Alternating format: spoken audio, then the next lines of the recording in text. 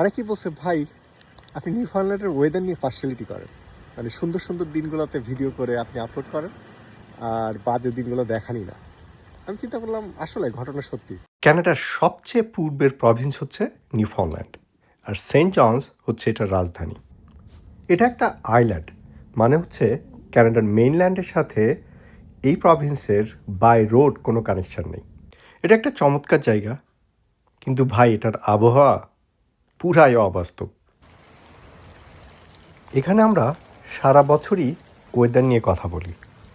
এই যে ধরেন এক সপ্তাহ আগে 4-5 দিন ধরে রোদের কোনো চিহ্ন ছিল না, কাইন্ড অফ ডিপ্রেসিং, রাইট? আবার এই স্যাটারডেতে এত সুন্দর একটা দিন ছিল যে সবাই ঘুরতে বের হয়ে গেছিল। বছরের 6 মাস তো উইন্টার থাকেই, আবার কখনো কখনো জুনের ফার্স্ট উইকে সেকেন্ড উইকেও স্নোফল পড়তে দেখা গেছে এখানে। আমি নিজে এক্সপিরিয়েন্স করছি সেটা। 2021 সালে আমি যখন প্রথম আসি তখন জুনের ফার্স্ট উইকে আমি স্নোফল দেখি। কখনো খুব সকালবেলা খুব রোদেলা ঝলমলে একটা দিন, বেশ গরম, দুপুরের পরেই মেঘে কুয়াশায় পুরো শহর ঢেকে যায়, বিকালে ধুমধাম বৃষ্টি হয়, আর রাতে প্রচণ্ড কনকনে ঠান্ডা।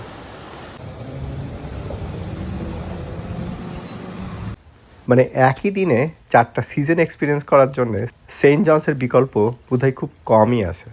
সেন্ট জনস নিউফাউন্ডল্যান্ড সম্পর্কে আরও জানতে চাইলে আমাকে ফেসবুকে ফলো করুন এবং আমার ইউটিউব চ্যানেলটি সাবস্ক্রাইব করুন।